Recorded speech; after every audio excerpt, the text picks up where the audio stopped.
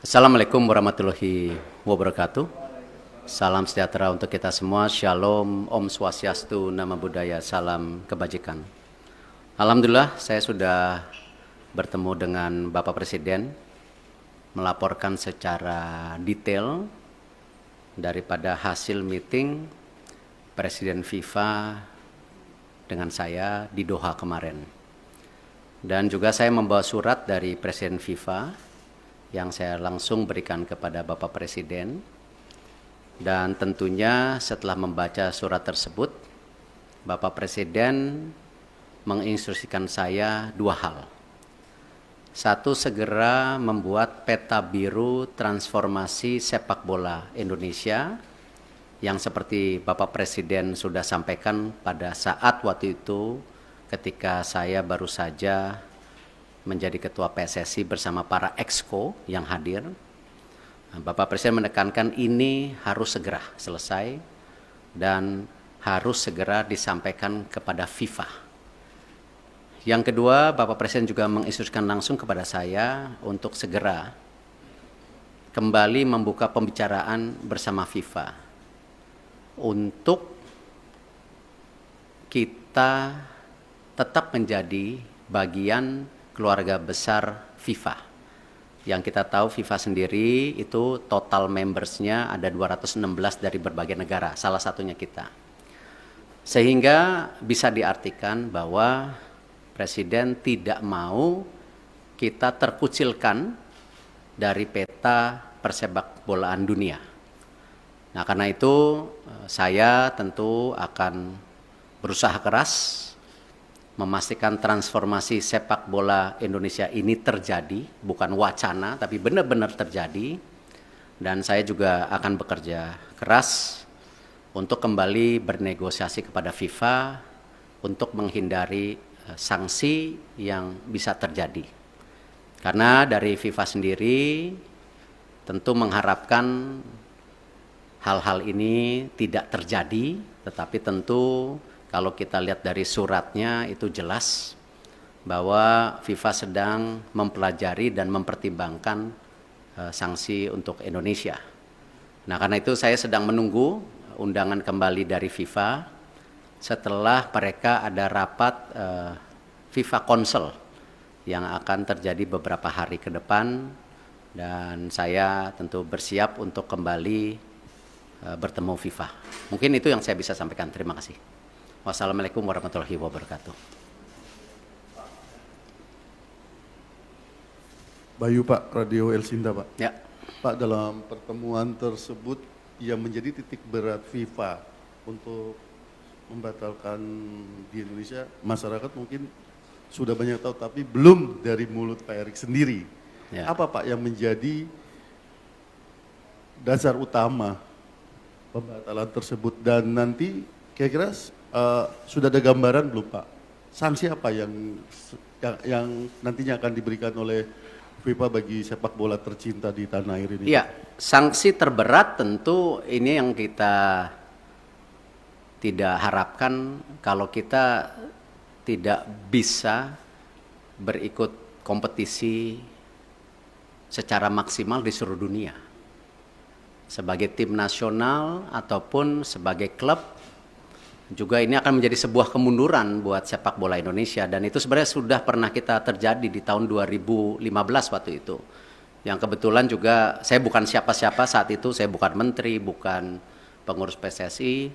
Bapak Presiden meminta untuk saya juga bisa melobi waktu itu ke FIFA dan dicabut di tahun 2016 kalau tidak salah. Nah, tentu itu yang terberat di mana kita menjadi menyendiri. Jadi kita melakukan pertandingan, pembinaan wasit, usia muda, tetapi tidak ada tentu ke depannya ya cuman ya ibarat ya kita di Indonesia saja gitu. Dan saya rasa itu yang tidak kita harapkan, karena apalagi mata pencarian di sepak bola ini kan tidak bisa sekonyong-konyong hanya dilihat oh ini dan itu, tetapi turunannya banyak sekali yang namanya industri olahraga sepak bola gitu. Yang kedua tentu ya kembali, FIFA ini kan otoritas tertinggi sepak bola di dunia. Tentu dengan segala keberatan-keberatan yang sudah ya disampaikan itu, nah tentu ya FIFA melihat ini sebuah, ya kalau dibilang sebuah intervensi, ya kan lihat kalau banyak sekali FIFA itu menghukum ketika ada intervensi government gitu. Tetapi di sini juga kan bentuknya intervensi. Dan di dalam tentu host kontrak sebagai negara dan host city kontrak ya yang ditanda tangan itu kita menjamin keamanan salah satunya. Nah, tentu ini yang mungkin menjadi pertimbangan FIFA juga ya. Kalau kita lihat mengenai fasilitas, saya rasa ya FIFA sudah bicara lapangan yang sebelumnya belum siap. Terima kasih pemerintah pusat benar-benar mempersiapkan lapangan itu dan sehingga bisa qualified, lolos semuanya lapangan. Nah, tentu pertimbangan-pertimbangan ini yang memang menjadi hal bagaimana FIFA. Khusus untuk sanksi tentu juga ada sanksi ringan ya seperti administrasi atau pergantian apa saya belum tahu lah. Cuman yang penting jangan yang sangat berat lah karena ini salah satu saya rasa saya nggak baca suratnya Presiden FIFA kepada Bapak Presiden, mungkin ya salah satunya Presiden FIFA mempertanyakan ini transformasi sepak bola Indonesia serius atau tidak. Makanya Presiden langsung menginstruksikan saya segera menyelesaikan peta biru sepak bola Indonesia untuk disampaikan di FIFA. Mungkin ada kaitannya dengan surat tersebut. Saya nggak dapat soalnya isi suratnya gitu. Itu yang pasti.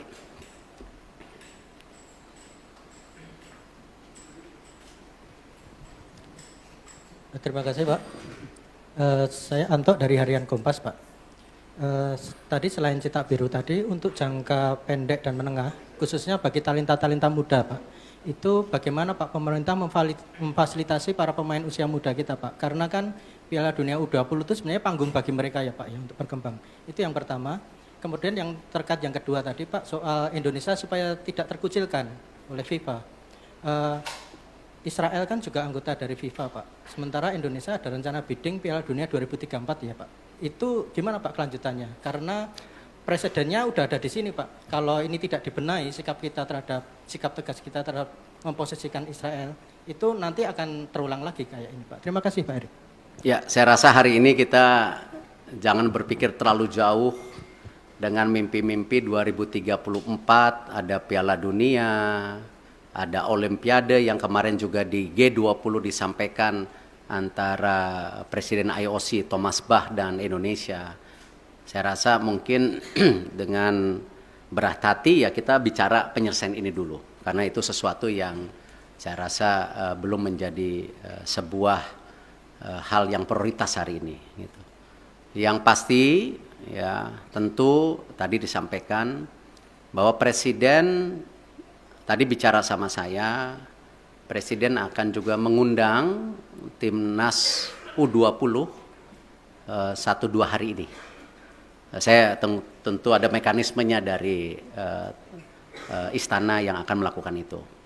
Nah, Bapak Presiden, beliau sudah menyampaikan solusi-solusinya dan tentu saya bilang, Bapak saya ikut aja karena ini memang kan pemerintah yang harus hadir. Dan ini kenapa juga kemarin ketika pemilihan ketua PSSI kan sempat ada isu-isu seakan-akan pemerintah selalu di dalam wacana mengintervensi. Kan sebenarnya statuta FIFA itu jelas. Siapapun boleh menjadi exco selama mengikuti statuta. Nah, ini jangan juga kita terbelenggung seakan-akan ketika ada tentu tokoh atau representatif dari pemerintah lalu itu melanggar statuta FIFA ya yang selalu diwacanakan government intervensi. Tidak. Nah, buktinya kita aman-aman saja gitu loh. Nah, inilah yang kenapa saya rasa pemeran pemerintah untuk pembangunan tim nasional, infrastruktur itu menjadi sangat penting. Tidak mungkin sebuah negara yang seperti Indonesia yang sedang ingin maju, masuk dalam kategori negara berkembang, lalu olahraga sendiri menjadi terpisahkan. Ya tidak mungkin karena ini bagian dari tadi bagaimana kita membentuk yang namanya dorongan supaya apa? Terciptanya olahraga yang baik gitu. Dan ini yang kenapa kita selaraskan semua program ini secara bersama-sama gitu. Terakhir ya. Selamat siang Pak Erik, Fajar dari Tempo. Pertanyaan pertama mungkin penegasan sedikit lagi Pak. Di surat FIFA itu kan nggak ada soal Israel Pak ya. Hanya ada kanjuruhan yang terjadi tahun lalu. Nah penegasan sebenarnya pembatalan pencoretan Indonesia ini karena kanjuruhan seperti yang disurat atau memang karena penolakan timnas Israel di tanah air. Itu yang pertama Pak. Yang kedua, ini kan kita masih bidding untuk Piala Dunia, bahkan Piala Dunia Senior kita akan berencana bidding juga nanti gitu Pak ya. Nah ke depannya dan event internasional lainnya. Sebagai Ketua PSSI, apakah Bapak bagaimana menyikapi rencana apakah akan melobi mungkin kelompok-kelompok Islam yang lain yang selama ini menolak Israel agar ketika kita bidding nanti hal-hal seperti ini tidak terjadi kembali Pak. Dan pertanyaan terakhir Pak, setelah Bapak kemarin ke Qatar itu kan di GBK Arena rame Pak ya, karangan bunga terima kasih Pak Erik gitu kan yang dianggap memberikan keuntungan ke Bapak. Kita apakah Bapak mengetahui atau seperti apa Pak karangan-karangan bunga yang di GBK Arena itu? Terima kasih. Ya kalau masalah karang bunga, waktu saya bersih-bersih Garuda juga dikirimin karangan bunga gitu. Tentu konteksnya itu ya bagian dari apresiasi. Tetapi kan kesuksesan sebuah event besar atau sebuah tentu organisasi besar bukan karena kerja individu. Ya itu karena sebuah kerja tim yang bersama. Ya saya rasa kita nggak bisa klaim-klaiman oh sukses ini karena titik-titik. Enggak, ini semua kerja tim. Nah karena itu kalau kita bicara mengenai event ke depan, tadi saya sudah sampaikan. Kita fokus ke sanksi dulu hari ini. Ya, Bapak Presiden jelas, jangan sampai disanksi. Segera selesaikan buku biru, rencana transformasi sepak bola. Bahkan kalau bisa Bapak Presiden waktu itu sudah sampaikan sampai 2045. Target kita apa sih? Sebagai negara yang ekonominya akan terus tumbuh, ya. Cita-citanya nomor 4, nomor 5 terbesar di dunia dengan jumlah penduduk yang 280 juta, 55% anak muda. Ini tujuannya apa transformasi ini? Apakah tetap jago kandang atau memang ada prestasi lainnya di luar negeri? Nah itulah yang kenapa Bapak Presiden mendorong ini sebagai bahan untuk bernegosiasi dengan FIFA. Supaya tadi sanksinya ada. Tetapi jangan yang terberat. Nah itu pun apa? Nggak tahu. Apakah administrasi? Apakah apa? Saya nggak tahu. Kita lihat. Tetapi jangan yang sama 2015 gitu. Kalau di surat FIFA pengertian saya, ya pengertian saya justru terbalik. Di situ FIFA bicara transformasi lagi. FIFA menyiapkan tim, ya menyiapkan tim untuk apa? Transformasi sepak bola. Salah satunya memang waktu Kanjuruhan itu kan isu standarisasi daripada keamanan. Itu. Nah karena itu saya habis ini langsung akan telepon Pak Basuki. Ya, Pak Basuki waktu itu sudah paparan dengan Bapak Presiden. Sudah ada 22 stadium yang diaudit oleh Bapak Presiden. Ya, oleh pemerintah, oleh Bapak Presiden itu. Nah di situ sudah ada kondisinya yang ringan, yang berat. Nah, ini harus distandarisasikan.